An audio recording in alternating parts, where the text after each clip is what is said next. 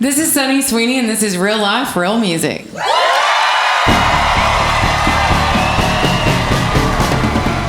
Real Life, Real Music Radio with your host, Kyle Hutton. All right. Sonny, thank you for being here tonight, taking time out of y'all's touring schedule to come hang out with us. Thrilled to be here anytime I can. This is the place of my birth, Houston, not Do-Si-Do. But Houston, Texas is where I was born, so anytime I can be in the vicinity, I'm always happy, and my hair is always very large when I'm here. Well, welcome home. Thank you. Welcome home. We, for years, have kind of worked with different folks that you've worked with to get you here. And I know you've played Do-Si-Do and kind of made this a home stop whenever you come through Houston. But we're really glad that we kind of got to steal you away for our show tonight. So thank you for that. I'm going to ask you a whole bunch of questions tonight, but why don't you just pick a song that you want to start with this evening? All right, we're going to start with one that my dad's real proud of. Let me grab my guitar. It's called You Can Tie Me Up, But You Can't Tie Me Down. I'm not going to say anything. My dad always is like, why do you have to sing these songs, baby? I was like, Dad, the people need to hear these songs. He's like, maybe they do, babe, but they don't need to hear them from my daughter.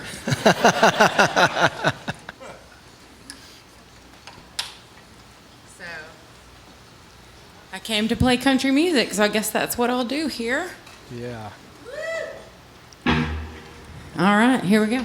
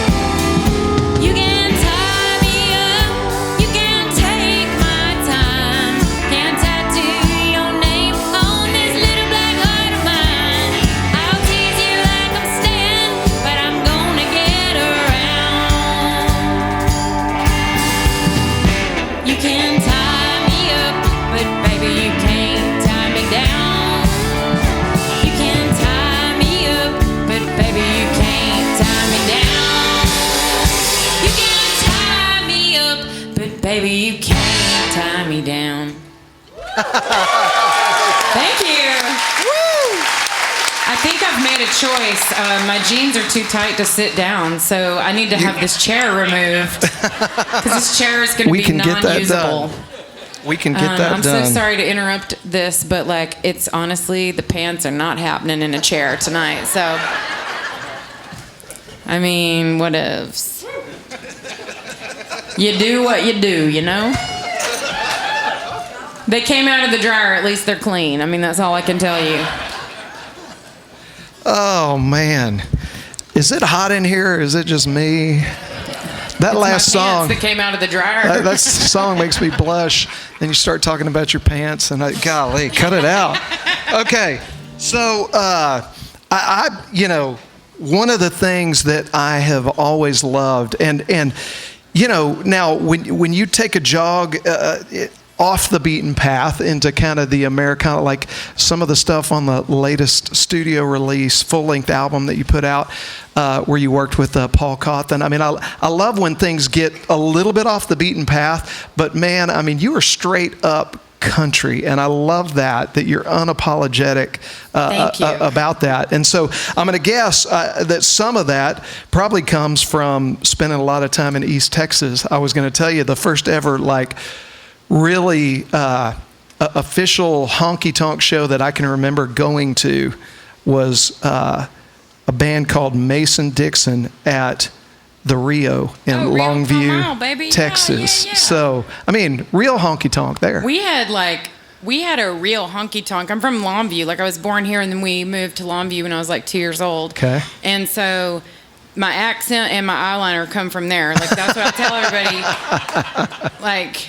I mean, honestly, I'm trying to figure out how to fit eyeliner sharp enough to cut a man into a song, because I realize that there's an art to pointy eyeliner. Something tells me you will figure that out. I think you will. So growing up in Texas, specifically spending time in Longview, do you remember when you first fell in love with country music? I mean, when did you first pick up that influence, and who was it? So the weirdest part of this story is that on my last record, I wrote a song about when I fell in love with music, which it's neither here nor there. The song is neither here nor there for tonight, because the story is the same no matter what. But my great-grandmother lived in Macomb, Mississippi, and so my mom and I would drive every year. I say when we were divorced, because it was when my mom was divorced from my dad, but it was just me and my mom, so I say when we were divorced. And we had this navy blue Oldsmobile Delta 88, and it had hail damage because we got a really good deal on it. Yeah. And it had an 8-track player in it, and I remember not knowing what an 8-track player was, and my mom was trying to make everything cool on a dime, so we would go to gas stations and garage sales and get these 8-tracks. So we got let's see, Waylon Jennings, Conway Twitty, Kenny Rogers. My mom loves Waylon Jennings, loves him, and I think that's where my initial love came from. But then I also have another side of my love, which is also Bob Seger and Tom Petty and Stevie Nicks, which also my mom really loves. And so there was a full circle moment in my life where I did, for some reason, we got asked to open Bob Seger's final tour. Our country band did. Wow. And there was a moment where I got to talk to, I joke and say I called him Bobby. I didn't. I called him Mr. Seger. But I had a second to talk to him, and I said, Bob, you're the one that my mom blames my adult relationship problems on. And he lost his mind laughing at me. And then he realized I was serious. And he's like, wait, what? I don't understand. And I was like, well, my mom, I told him the Oldsmobile story. And I said, this is when I fell in love with music. And it was my mom making me listen to stuff like You, Against the Wind on repeat for, 5 and 6 hours at a time on this drive. So I think those drives is when I really, really understood how music can fix you a little bit, 3 minutes at a time. And then as I got older and then started getting into writing songs and stuff, it's really therapeutic too. Yeah. And I don't know if other songwriters do this, but I don't necessarily write them for anyone else to like. I hope that you like them, but I'm writing them sort of just to get it off my psyche. Yeah, for sure. And not have to deal with it internally anymore. And you can just, be like, bleh, and then there you go. And then hopefully someone relates to it. Well, your catalog is full of songs that, you. as a writer, I can just see these intimate portion, pictures of yourself that you've poured out for us to experience. You know what I mean? And I always am like more drawn to the more authentic things, and I think it's simply because our souls can feel when somebody is really laying something out there. Absolutely. And there's so much of that I find in your material, and I love it. For me, I grew up listening to country music and then straight off into the hair bands of the 80s and rock and roll in college. And then on my way back into country music, there was a band that just, lit me back up for country called Foster and Lloyd. Okay? Oh, Lord. Yes. And so Foster and Lloyd just brought me back to country and somehow was a transition from Whitesnake back to country music. You know what I mean? I'm obsessed. Yeah, and so Radney Foster, I know that you guys have written some songs, and I want to say that probably he's one of the first people that said to me, Kyle, you've got to dig into this. You've got to dig into Sonny Sweeney's music. So I want to ask you about the one that you and he and Jay Clemente wrote together, and tell us a story on that one. So, for those of you that I've never met, I have had a little bit of trouble in the relationship department, and happy to report that I don't anymore. But anyway, it's been a rough road getting to the point where I don't have any. You have to laugh at it because, honestly, it's comical. But anyway, I went through my first divorce. And had a rough couple of years, and I met this man named Radney, and I met him at a songwriters night, and I knew Foster and Lloyd, but it didn't really compute because I was like, oh my God, I'm talking to the guy that's that. It was just weird, and I was just so obsessed with Foster and Lloyd. And then he was like, well, what kind of songs do you write? And I said, oh, I've written 10 songs at this point or whatever. And he was like, well, let me hear one. So I played him one. He's like, let's write sometime. And that's literally how we wrote. Wow. We wrote, and this was the second time we wrote. He brought Jay Clemente in to this, and who's become a very dear friend of mine over the years. And during my first divorce, we went over to Radney's. He found me actually an apartment to live in that happened to be on his street. So he was like, just come down here. Cindy will make us some food. You seem super depressed.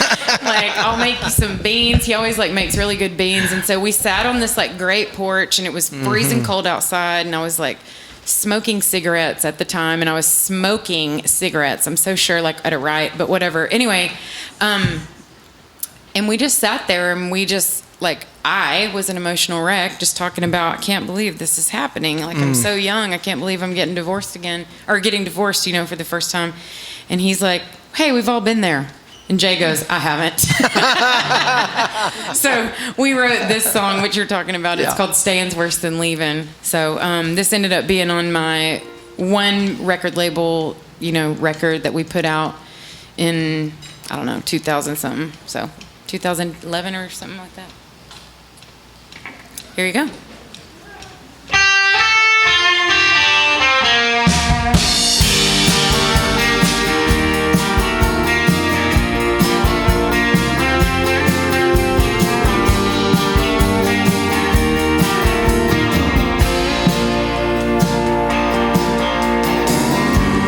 Leaving's hard, trust me, it's really bad.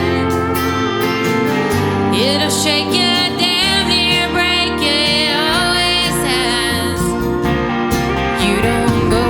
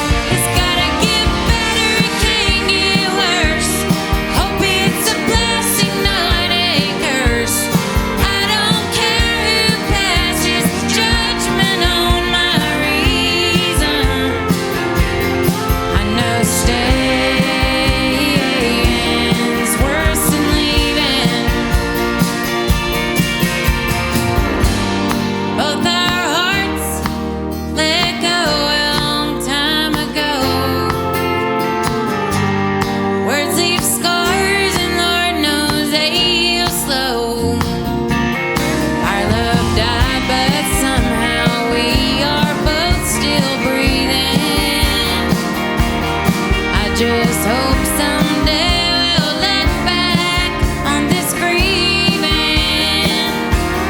and say staying's worse than leaving. Yeah, that staying's worse than leaving. Yeah, that worse than leaving.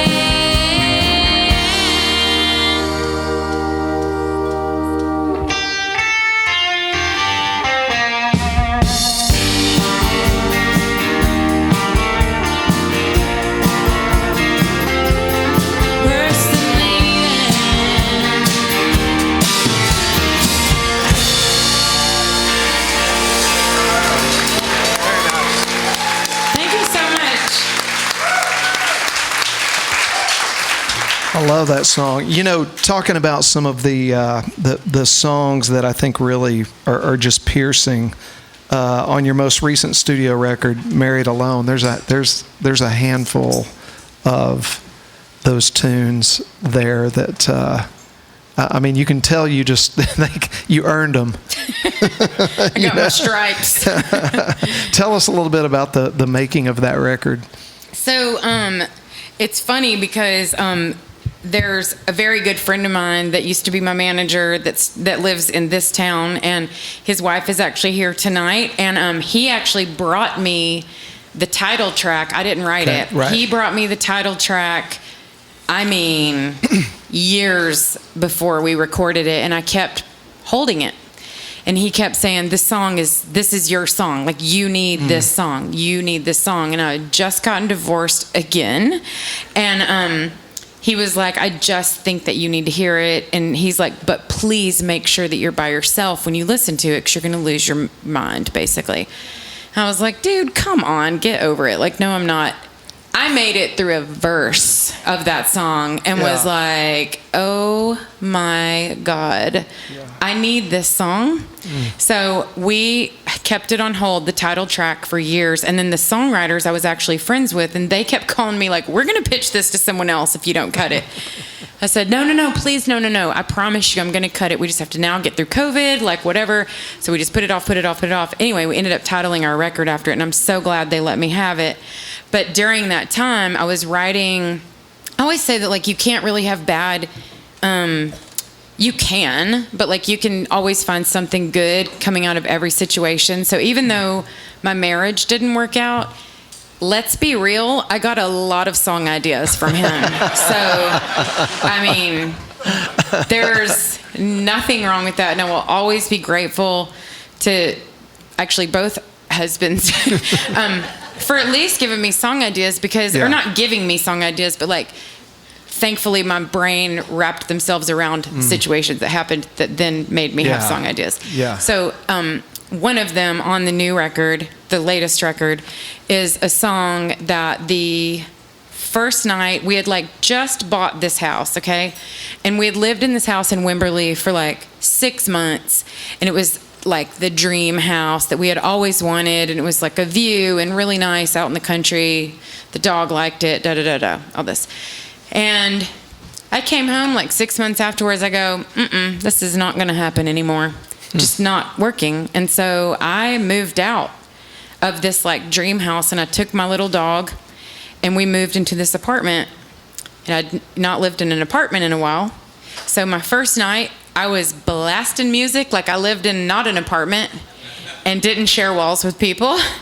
And this little old lady that was my neighbor that I had never met, because it's the first day there, she came over at 2:30 in the morning and asked me to please keep it down.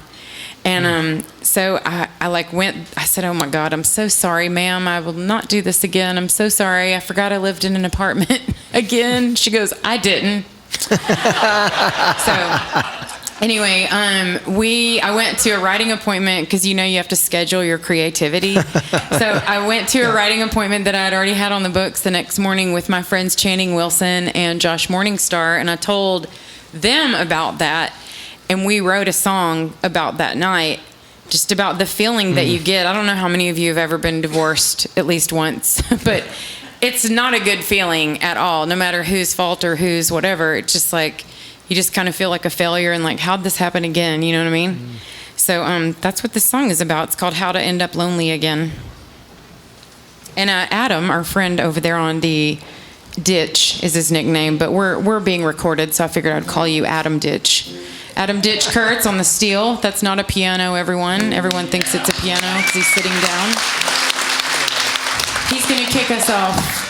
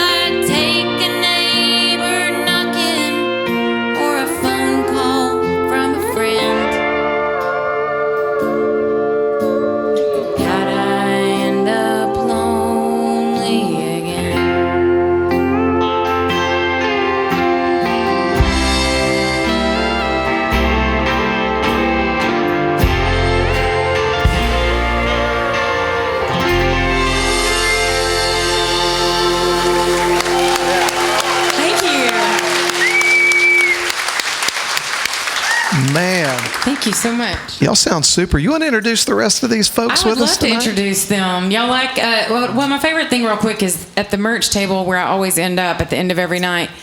The main question that people ask me is they go, how did you meet these people? They don't say, how did you meet your band? They go, how did you meet these people? It's so funny. Because I really significantly would not, definitely would not be the same artist I am without a country band behind me. So I'm very grateful to have them. That's Ditch Kurtz over there on the steel guitar, everyone. And although it isn't a joke, this is his son, Nick Blake, on the bass guitar. Yeah. Oh, yeah. And behind us, this is Chris Killingsworth back there on the drum set, y'all. And my favorite guitar player and best roommate I've ever had, Harley Husbands on the guitar, y'all. Yeah.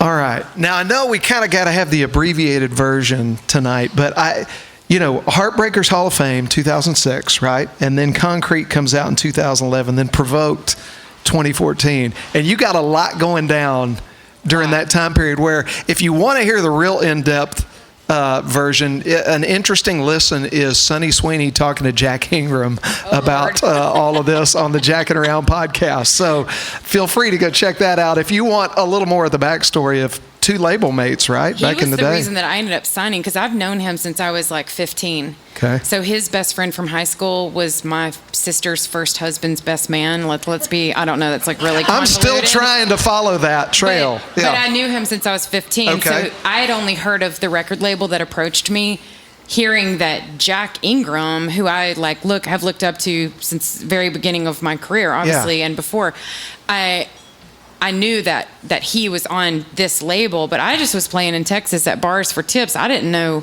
I was like, I don't need a label. What do you do with that? Yeah. And then I called Jack and I was like, should I call this guy? And he goes, duh. So Jack's the reason that I ever called the guy back. Yeah. All right. Gotcha. So if you want to hear an interesting conversation, two people that have been kind of down the same road with the same label, you should go listen to that. But give us, is there a quick version from Heartbreakers Hall of Fame to Provoked? Yes, there's a very quick version. Okay. It was, I started playing music in 2004 in Austin, and then I played there every Sunday night. I played every night, but every Sunday night was my gig that I had, like my weekly gig at the Poodle Dog Lounge, and it became like my special thing. We ended up like packing it out every Sunday. It was awesome, and I was like, wow, maybe this could be kind of cool to do this like long term, like this music thing. There's actually people that aren't my parents here, and so anyway, I made a record, and it got picked up by a record label. It ended up at this label's office. Still to this day, do not know how that happened. And it ended up there. The guy sends me a message on MySpace. Wow. Yeah. And I was like, he didn't even have a picture, y'all. So I was like, come on, get lost. That's why I called Jack. And I was like, this guy's saying that he's the president of your record label. So anyway, I ended up getting a record deal, and I had promised myself that if I didn't have anything going on majorly by the time I was 30 years old, that I was going to stop. Like I said, I'm going to get like a real job, even though this is totally the hardest job I've ever done in my life. So in November, before I turned 30, I got a record deal. Wow. I'm pretty hardcore on myself, like with rules. So like if I wouldn't have done it, I would have actually quit, and I would have found something else to do. So long story short, I was there for 6 years, which I call my time on the artist protection program, because at the time, and I don't know what people's mentality is that run record labels, but they like sign you in the prime of your like life, and you're like writing your ass off, and you're like, I wrote 300 songs while I was there in 6 years, just writing appointment after writing appointment after writing appointment, and then they just sat on them. And so finally I like started like squeaky wheel gets the grease, because I'm Texan, that's how we do. So I finally was like, look, this isn't going to work for me. So like, you need to figure this out like now. So it took about a year from that conversation for us to actually get like a single going. Now, favorite part about it, 3 singles we ended up putting out, I was told by the A&R director that those were not the 3 singles that I should put out, because nobody wanted to hear from the other woman on From a Table Away. No one wanted, they should have pitched Staying's Worse Than Leaving to Gary Allan, and Drink Myself Single was way too country for country. That's the 3 things. So my point in all of this is like, I had a little bitter pill to swallow after all of that. That being said, I'm very grateful that that time in my life happened, and I wouldn't trade it for any amount of money in the world, because it allowed me and gave me the like very good fortune of meeting like tons of people, being on tons of bills that I would have never got on, like just being in that world that I would have never ever otherwise known. So I am very grateful for that time, and I'm also very like a hard-headed, tough person. So like I didn't try to let it absorb into my skin as much, as I think some people may have had it affect them, and it did affect me, but I fought my way back. And then, success is revenge. So like, it's just like fighting past that for all these years and just proving that I still am not going anywhere. Like I'm a cockroach. So I'll just keep doing exactly what I'm doing. I've got a wonderful partner that like convinces me of that every day on days that I want to quit, and he's just like, "You're a cockroach, honey. You're not going anywhere. You know that." So. I need to write that down. Yeah. I wonder if that would work with my wife. I don't know. Yeah, sweet nothings. Yeah, He's very that's romantic. perfect. So speaking of that, like, tell us about the song "Backhanded Compliment" that you So- wrote with Natalie Hemby. So Backhanded Compliment was during that time when I was trying to get out of my record deal and my publishing deal and all the stuff that they had control over. And Natalie Hemby and I are really good friends. And we were talking about all the things that people at the merch table say to me every night. And they mean to say compliments, but after people start drinking, it doesn't always come out like that. So we wrote a whole song about things that you shouldn't say to me at the merch table later. I will tell you there's also a version 2 in the works because the hits just keep a-coming. So I got one earlier in via message, but like, anyway, so this is called Backhanded Compliment. All right.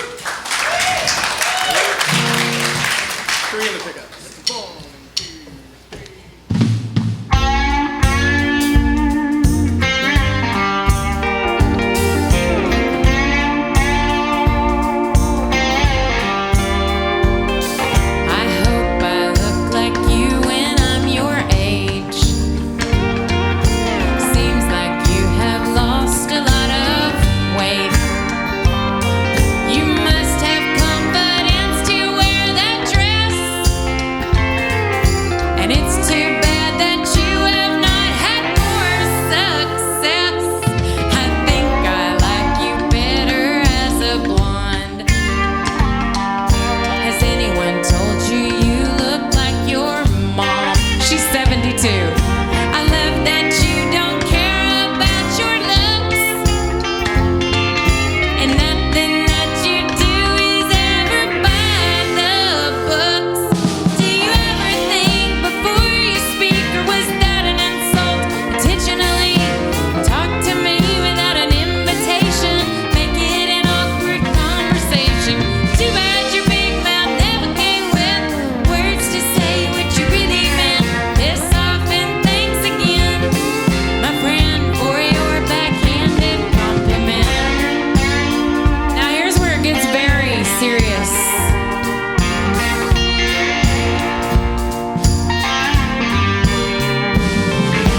Never ask a woman when she's due, ever. Never tell a man his pants are cute. And it's rude to say I'm smarter than you thought. And it's my personality that makes me hot.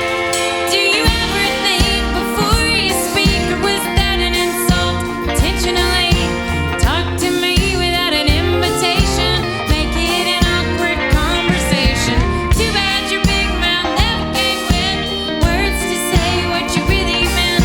Piss off and thanks again, my friend, for your backhanded compliment.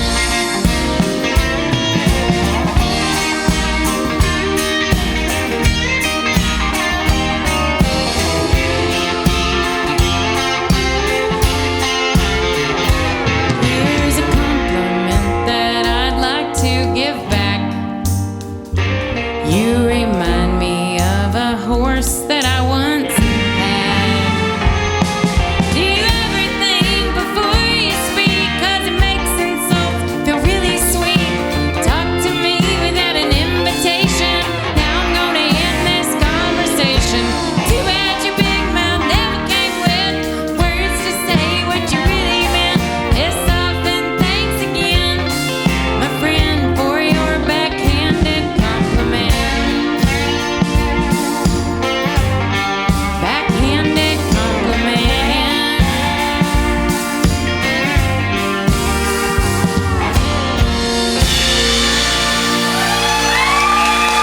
Thank you. Thank you so much. Are y'all doing okay out there so far tonight? Okay.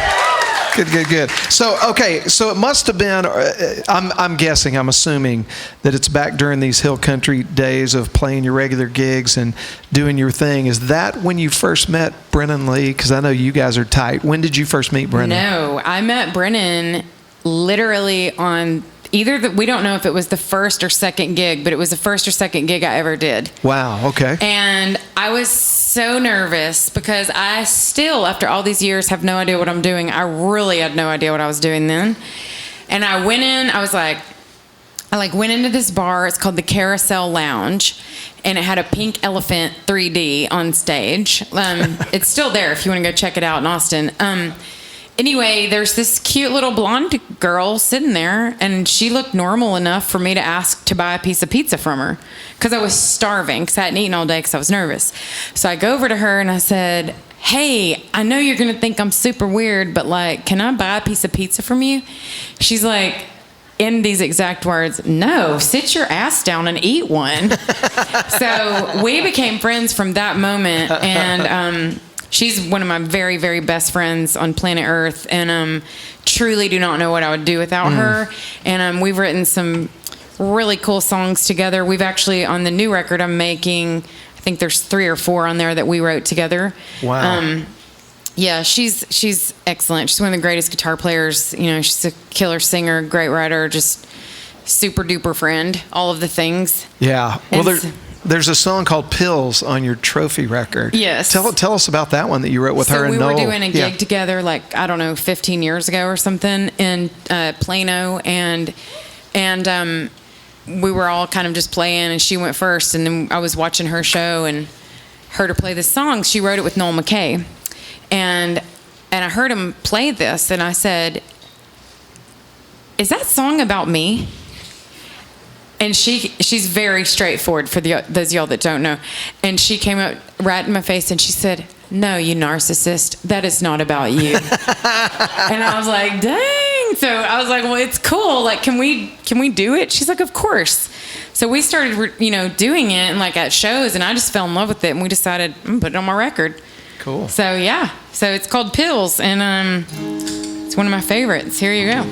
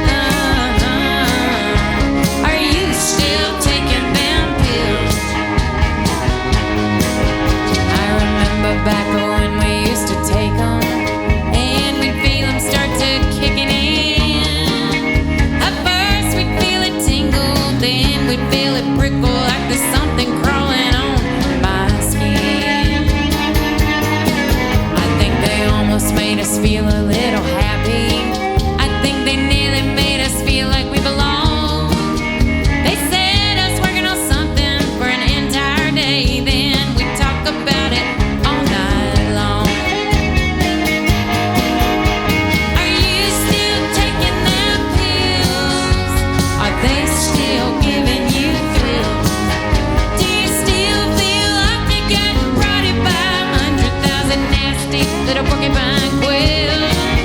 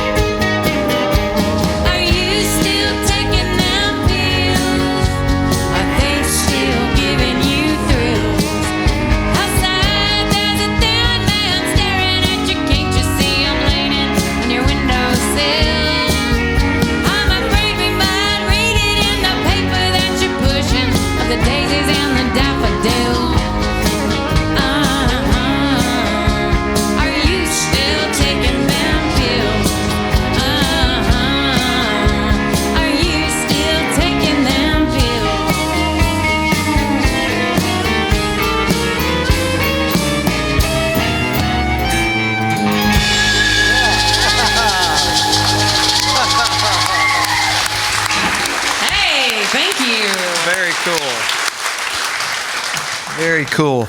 Okay, you keep amazing company with the people that you write with. Going through your discography and looking at your co-writes, two of my favorite writers in Nashville, Lori McKenna and Heather Morgan, and you guys, three of you, wrote "Easy as Hello." Well, so the funny thing is that actually Heather and I wrote that in like 2000. I don't know. We didn't write it completely, but we had the idea and like wrote 2 verses and a chorus, and we never did anything with it. Okay. And we wrote it really slow. All right. And so one day I was writing with Lori McKenna, who I think is just like my songwriting hero, honestly, Yeah, like just for sure. hands down. Like she's just one of those people that just you want to be in the room with her just because she's so inspiring. And so anyway, I'm sitting there with her and we're just like chit-chatting and like trying to come up with something to write about. And I'm like going through ideas and I see this song that Heather and I had started like 5 years prior. And I texted Heather real quick and I said, I don't know why I'm feeling like this, but like I want to ask Lori if she wants to finish this. And so Heather's like, yeah, please go for it. So I ran it by her and she's like, oh yeah, I love that. And then we were fixing to go into the studio anyway, and I knew I needed one more song. And so we finished it up like right before we went into the studio and recorded it, and it like probably is like one of my favorite songs on that last record. Was that the first single released off that record? Yeah, and it did great. I mean, it was everywhere. I feel very fortunate that it really was on the Americana charts for a very long time. Yeah. I don't even know. I honestly don't know how long, but it was a really long time. Yeah. And I feel very fortunate because it's like you make songs out of literally nothing, like out of thin air. And then so if I don't have children, but I presume that it's kind of like a child that when you send it to kindergarten, you hope like, oh God, I hope it doesn't get beat up. You know, it's the only thing I can compare it to because I don't know what that would feel like. But, but I just hope like, I mean, I think it's good, but then like, you know, you just hope other people don't beat it up. You know, and make it feel small and make it feel, you know, stupid and unworthy and all that. And so when something happens good from a song, or when even one person says something like that song really helped me, I'm like, thank God. Yes, okay. Whew, good. So when you threw that one on the table with Lori, did y'all like finish it up quick? We actually did, and we wrote another song right after that. So very cool. Which shall not be mentioned because she won't let me play it live. So because it's so crass. Yes, it's a very crass song. We were just being silly. Okay. So you'll play that one for us in a little bit? Not if I ever want her to be my friend anymore. Okay. Well, how about Easy as Hello? She'll let you play that one. Easy as Hello, for sure.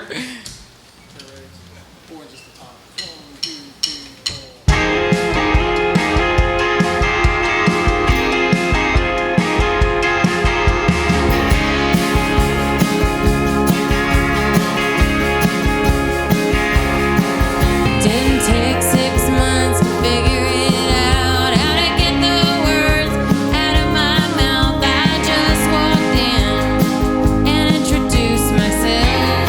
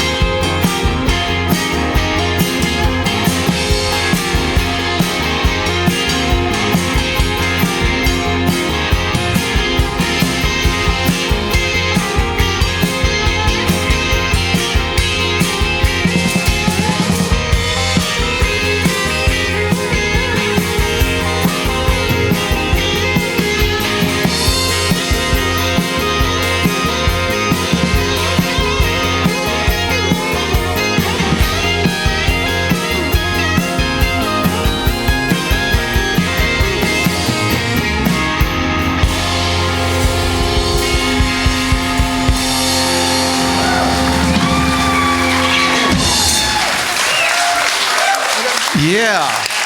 All right, thank you. Okay, so before I forget, I got a text from our show producer that reminded me I have to get a liner from you. Okay. And then we're going to talk about your career in radio right now. But Okay. first, I'm going to remember to get the liner. So I need, this is Sunny Sweeney, and this is real life, real music. This is Sunny Sweeney, and this is real life, real music.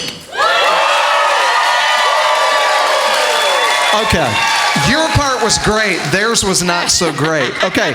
These microphones pointed. I need you guys to go nuts, okay, for about 4 minutes, and then I'm going to cut you up. No, I'm just kidding. It'll be short. I'll go like this. All right? This is Sunny Sweeney, and this is real life, real music.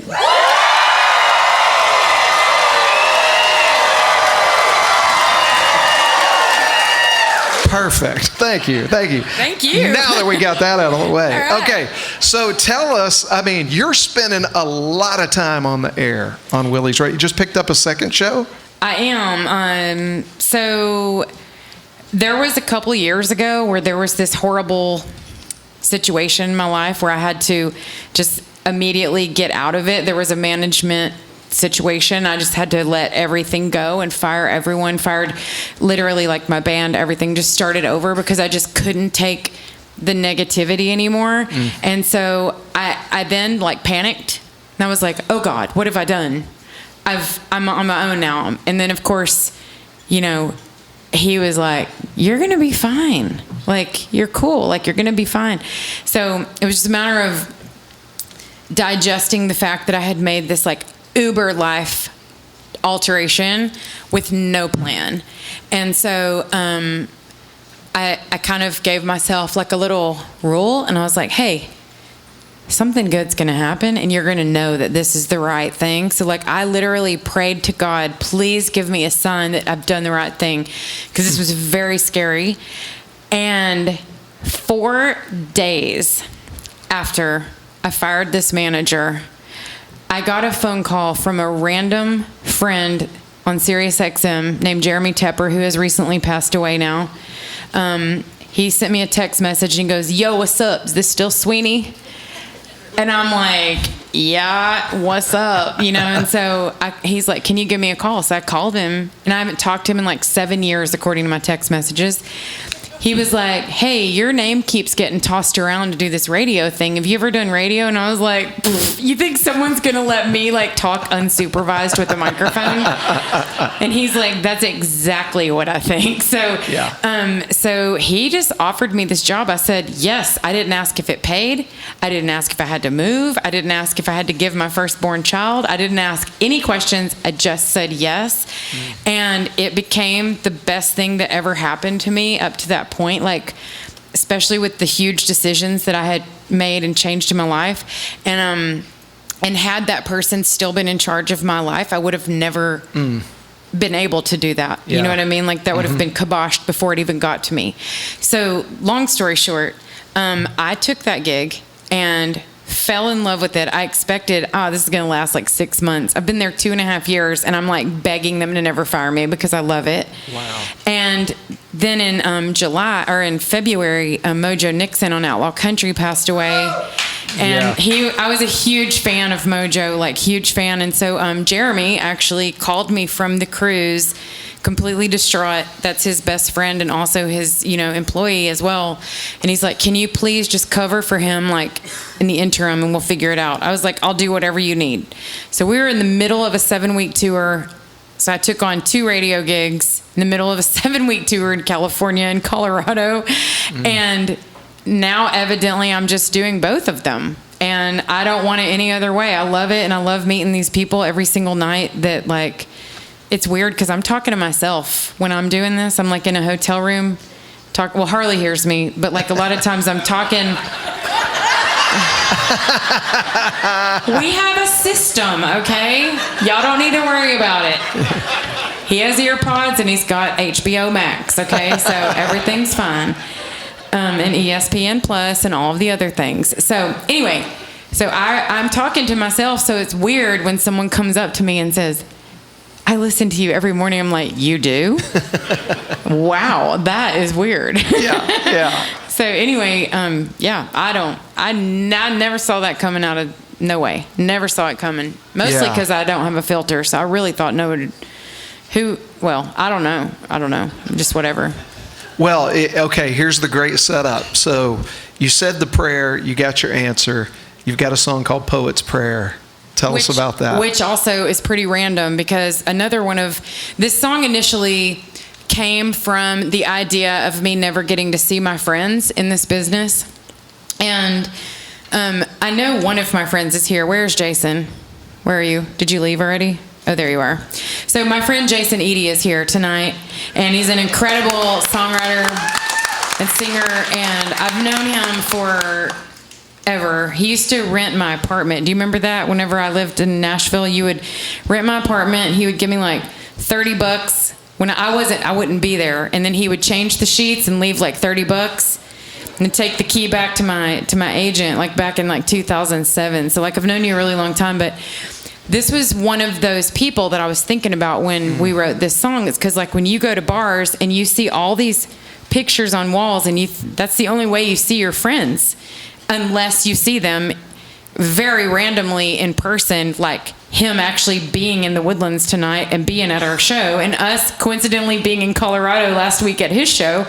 But other than that, you never see the people that are your friends. You just talk to them a lot. So that's where this song idea came from. Just the fact that we never see them, and I hope that they're always safe traveling at nighttime, how we always are, and that, they're kept safe until the next time we get to hang out and see you. So I'll send this one to you tonight since you're out doing your touring, and also we are too, and never know when you might see each other again. This is called Poet's Prayer.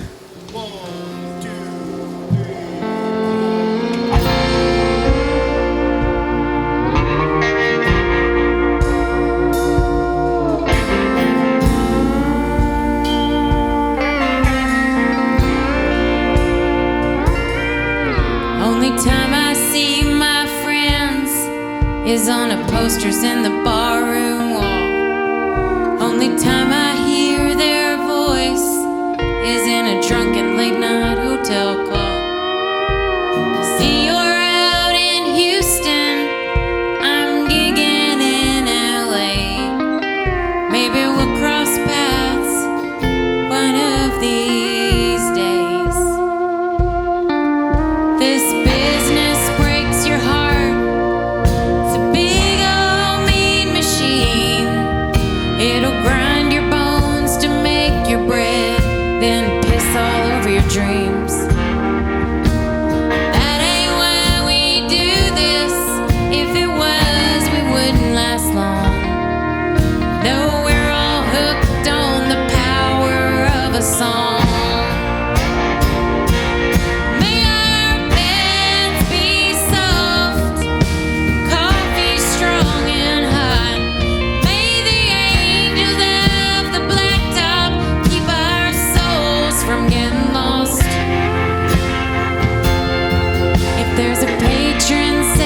Troubadours on the road from here to there. Watch over us, that's my 3-chord poet's prayer.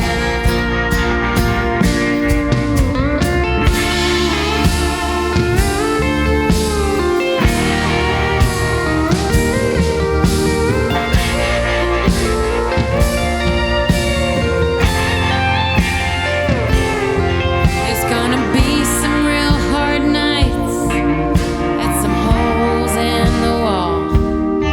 The next night you'll be on top of the world. Next morning you might fall. Things we miss back home are never lost on me. Kids growing up, funerals, anniversaries.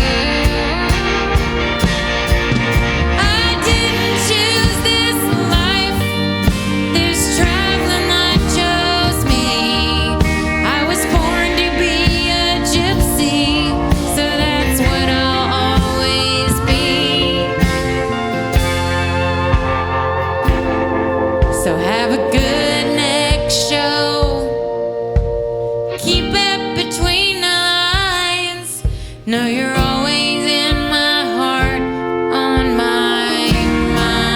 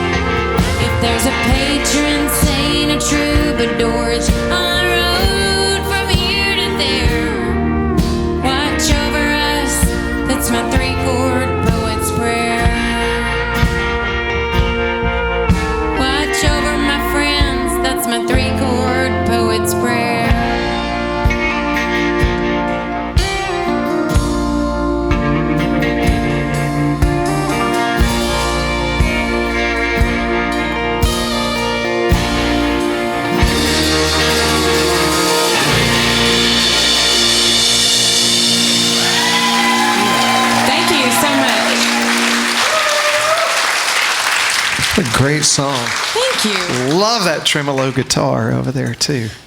Nice. Hey, ain't too shabby, is it? Not too shabby at all. Are y'all still having a good time out there? Okay.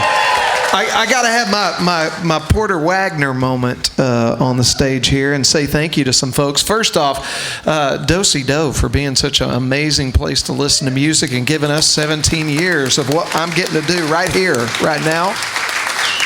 So take care of your bartenders and waitresses and all that good stuff tonight. And then, Jonathan, sound guy back here, thank you for always making everything sound so great in here. Right over here. Okay, we could not make this possible. We could not have done this show for so many years without the help from corporate sponsors right here in our area. I'm talking about people that do business here, but they put money back into the community and the culture where they make their money. First off, I've got some representatives from Chicago Title Houston. They've been sponsors for about the last 4 years. Thank you guys for being here tonight. I hope you're enjoying the seats and enjoying the show. My friends from Waste Connections, they are based right here in the Woodlands and support all kinds of things, including charities that benefit kids, and recently signed on as a sponsor, so Waste Connections. And then last but not least, my good friends Joel and Christy Griffin.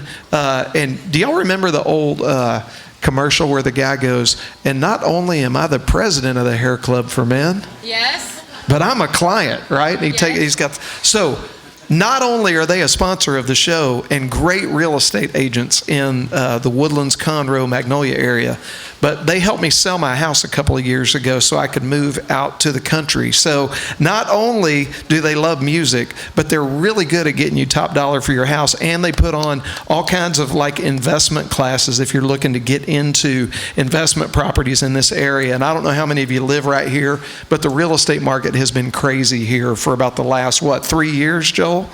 And if you want to know how to navigate it, say hi to Joel and Christy back there. Thank you guys for helping make tonight possible. Yep. Okay.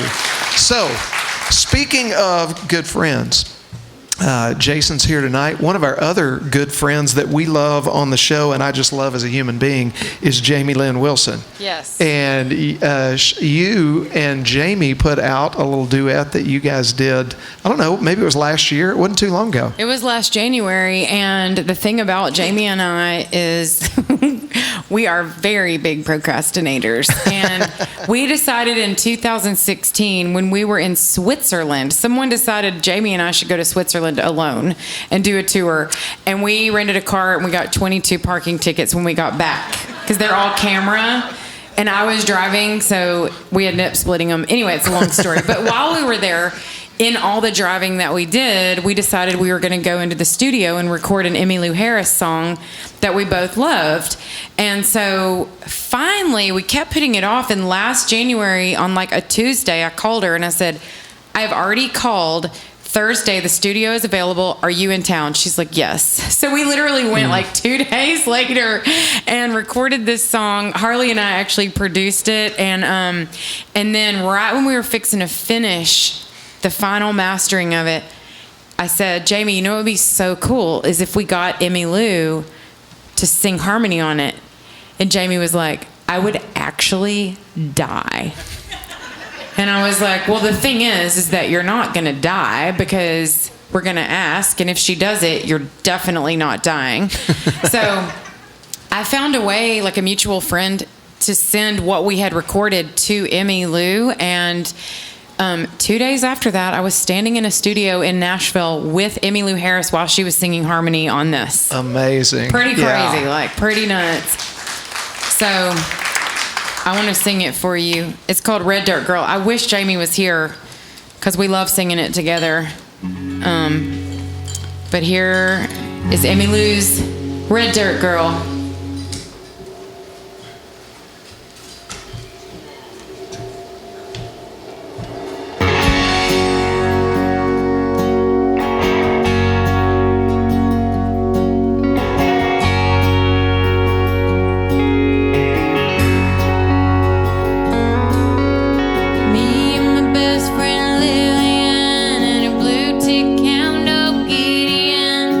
Sitting on the front porch, cooling in the shade.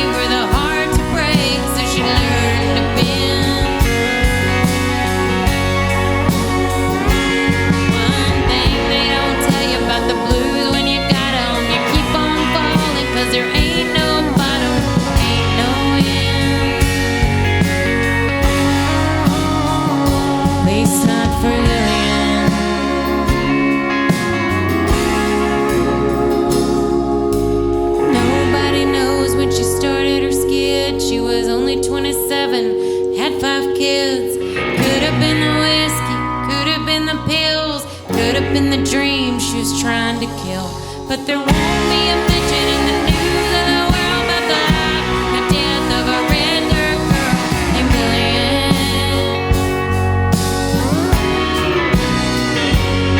who never got any farther across the line than Meridian.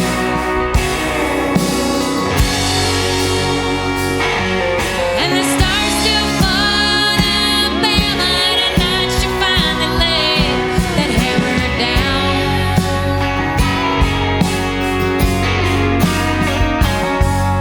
Without a sound, in the red dirt ground.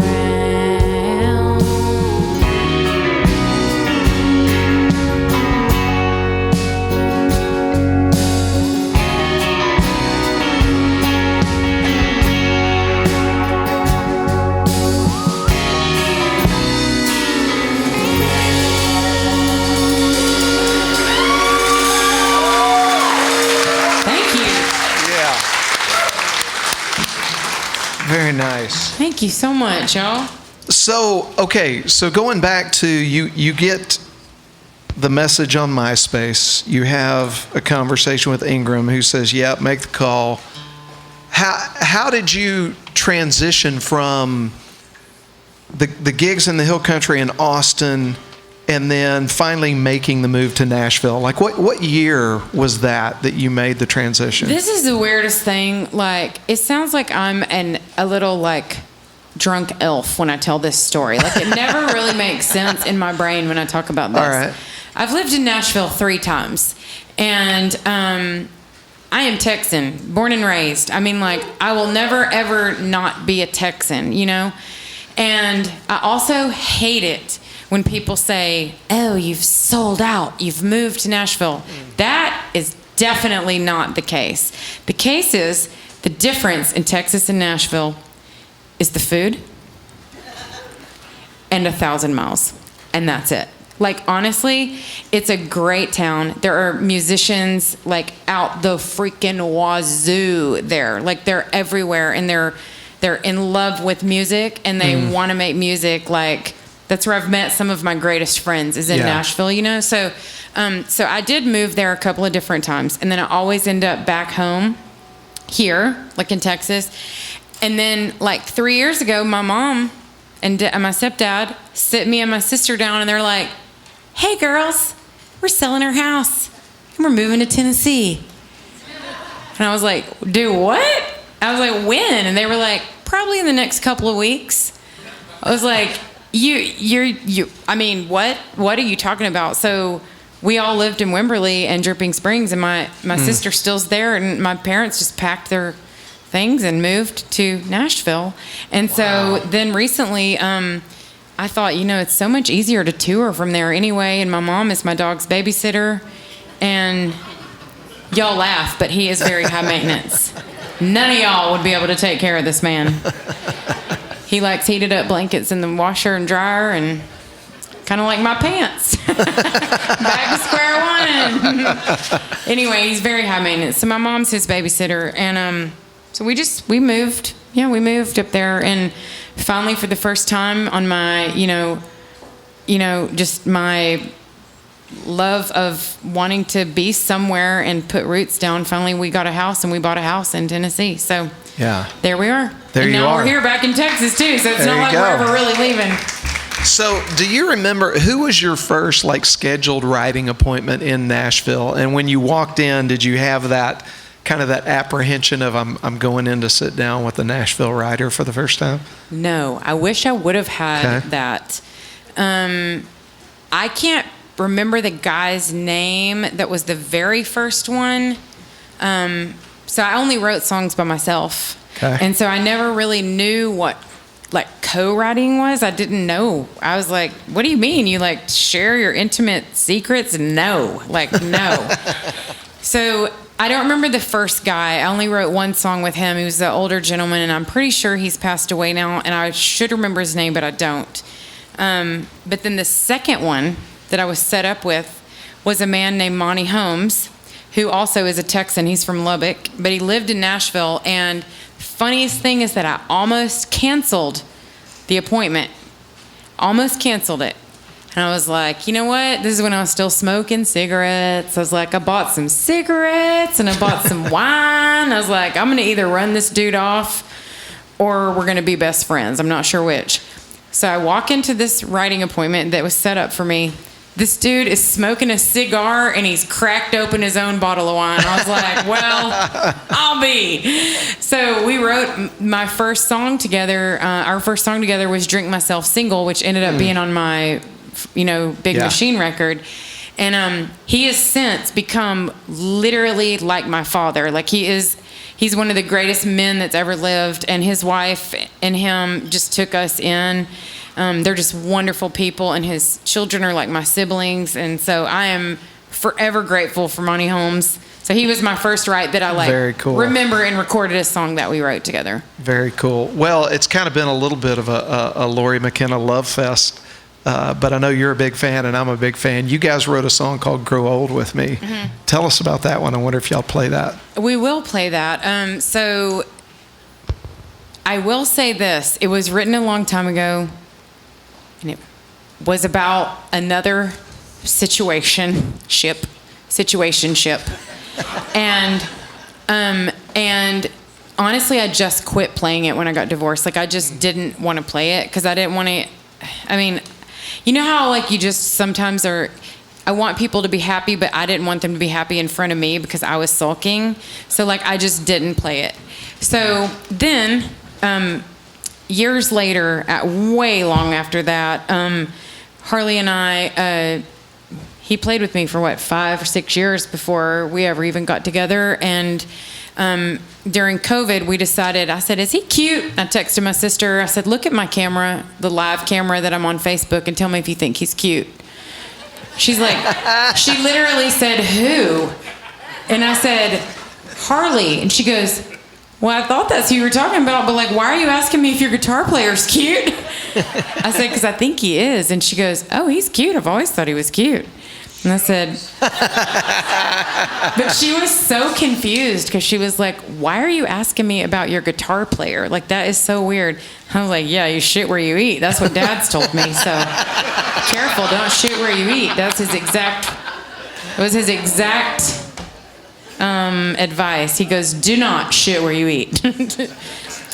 Anyway, so I pulled this song out again because this one fan sent me a sweet message on Instagram, and she said, I've noticed that you don't play this song, and I'm sure there's a reason because you've got a reason for everything. I don't know why you don't play it, but I thought I should tell you that I sing this song to my dog. And she goes, I think it's a great love song, and I sing it to my dog. I was like, oh my God, I could totally sing this to my dog. So I sang it to Doug for a couple years, And then he comes along, and Doug approved, and Doug approved of Harley, and Doug said, it's cool if you sing that song to Harley too. So I now sing it to you and Doug. So this is called Grow Old with Me. Here you go.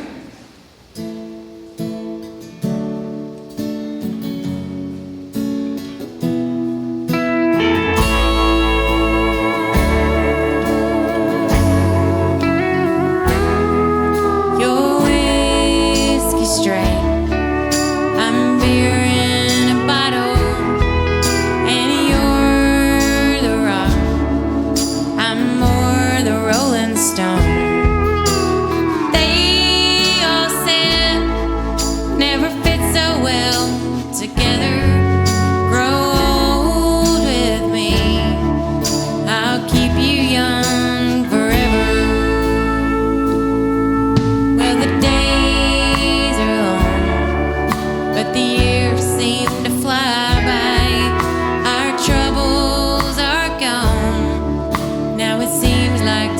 To breathe. Just remember all the storms we weathered.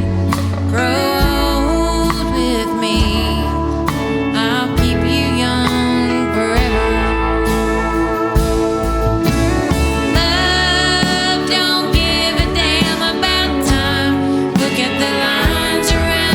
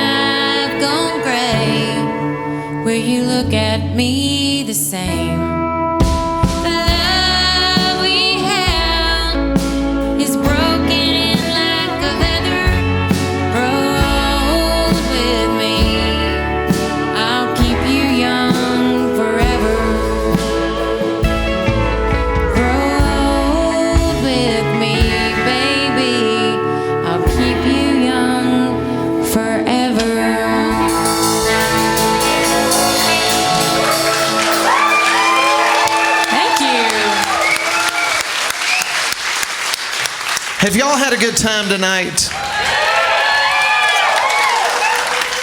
Sonny, are you going to hang out over by the merch table after the show? Yes, that is. I'm ultimately a cotton salesman that writes songs. And I don't know how many of you have followed the drama that we've had this week, but we have a brand new van with new license plates outside. Come on. And I only tell you that because we also have a lot of t-shirts to sell. So if you want to support independent country music, honestly, that's the way to our hearts and our stomachs is we eat and survive based on how many t-shirts we sell per night. So make yourself at home. There you go. There you go. Okay, so we've got time for a couple more, and I want to ask you about the record that's coming out. We've seen 2 singles come out from it, Still Provoked. Actually going to be out next Friday. So on all of your streaming platforms, that's August 30th. That will be available, the whole new record. The whole new old record. Whole new old record. But it's got one new song on it that you're going to play for us tonight. It does, and it's got 2 new songs on it, but one hasn't been released yet. And I will say, for those of you that have followed any of my career, and you know that I've only got one love song, which I just played, the new record also has a love song on it. So you're going to have 2 love songs. And then we're going to wrap her up after that. No more. I was about to say, you're going soft on us. That's like the quota. No, I'm not. I am not soft. It's actually a Bob Dylan song, but I fell in love with it, and I was like, if I wanted a love song sung to me, which I don't, but if I did, it would be that one. So, anyway. So, but yeah, we did that one, and then this one I'm about to play for you. Yeah, and tell us, because this one, obviously, in Sonny Sweeney style, holds back no punches, I feel like. It lit a little fire under me. I hate to always bring up, you write from where your heart is, or at least I do. I write songs from about what I'm going through typically, because it's easier to quote, sell something to people. You wouldn't think that I was making it up, basically, and if I've actually gone through it. And so the whole business situation that just took a giant downshift, it just really put a hole in my heart. And so I have a lot of pent up anger and animosity, not anymore, but about that. So it's just a lot of ideas came from that. And so this is one of them, and it's just about a really big turning point in my life, and a choice that I made. And my friend Natalie Himby and I wrote this as well. And we wrote it a couple months ago, and then we decided let's just add some new songs to this 10-year anniversary re-release, and we put this out a couple weeks ago. It's called My Own Lane.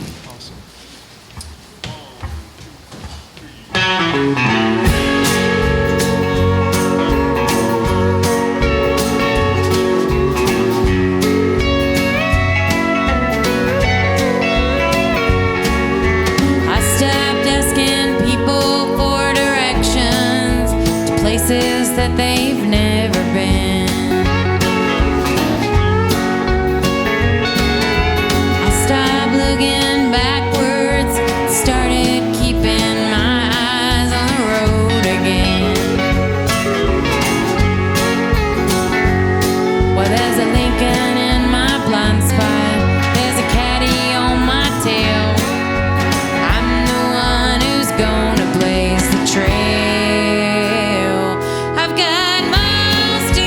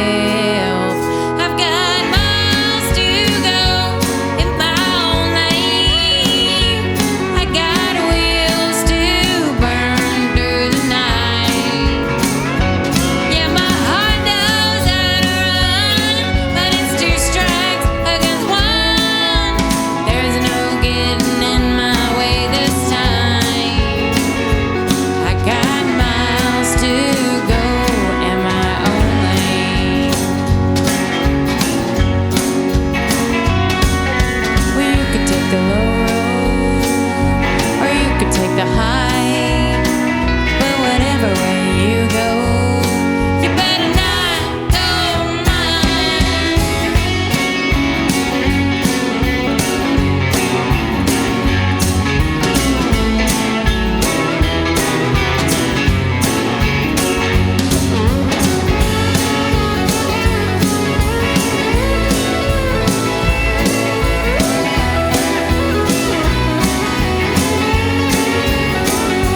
I got miles to go in my own lane.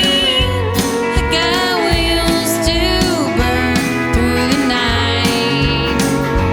Yeah, my heart knows how to run, but it's two strikes against one. There's no getting in my way this time. I got miles to go in my own lane. I got miles to go in my own lane. I got miles to go in my own lane.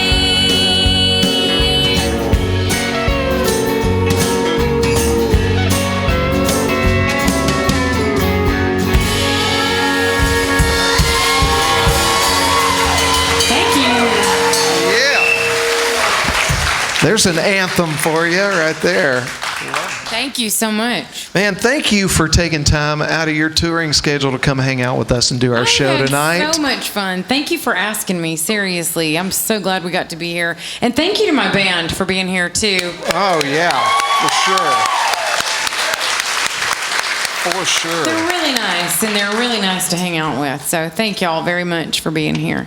And thank you to Elisa over there. She's where I'll be when I'm done talking to you. We'll be over there selling you things you didn't know you needed. She's called the Merch Ninja, actually. Love it. Well, if this was your first time to Real Life Real Music show and you've enjoyed the format, my buddy, a young up-and-coming singer-songwriter, he just signed with Liz Rose Publishing, I believe. Braxton Keith is going to be here with us. Oh, cool. And then Mike Ryan. I'm finally going to get to sit down with Mike Ryan. He's going to come hang out with us in a few weeks. So come back and see us again. You can find all the information at doseydo.com or realliferealmusic.com. So, Sonny, you've got the difficult task of choosing how to wind things up for us this evening. I like wrapping up with this one. Okay. You don't care. So this is a song that I've sung at every gig that I've ever done. And it's off of a Lucinda Williams Car Wheels on a Gravel Road record. Yeah. And that record is the record. Like, I was in college at Southwest to be a publicist, and I did get a degree in public relations, but I didn't use it. And the reason is because I heard this record. And I was like, no for Sonny. Like, Sonny's going into the music business. Like, Sonny is going to figure out how to write songs, and whatever that is, that's what I want to do. So when I heard that record, I just thought she was the coolest shit I've ever heard in my life. Like, I didn't have another description for her. Every song, the way she sings, her voice is like not, like standard country singer. Like, she's just so cool. And I just fell in love with it. So anyway, I just assumed, because I didn't look, that she had written all of the songs. And I'm pretty sensitive to who the songwriters are. Like, I like making sure that I properly, talk about who wrote each song. But I just assumed, because she's so cool and like all these songs sounded like something she would write. So I'm playing in Austin at this venue. It's like 100 years ago. And I end with this song, as I have for 20 years. And this guy walks up to me afterwards. He's like, man, you are so fun. I loved watching you. I was like, thanks, dude. Like, really? That's so cool. And he's like, I loved the last song you did. And I go into the la, la, la, la, la. Lucinda's so great. She's such a good songwriter. Oh, she's wonderful. And I go on and on. He let me finish. And then he goes, I wrote that. And I said, oh, do what now? And so his name is Randy Weeks. He could have gone south with it, but he was so funny and so sweet. We became friends that night. And when he lived in Austin, he would get up and do it with us. So he completely forgave me for being a dense blonde, fake blonde, but dense blonde. This is the song I've always ended with. So here's Can't Let Go. We recorded a version of this, and it's also on our old, Still Provoked album, which comes out next week, which we have here tonight for you. So.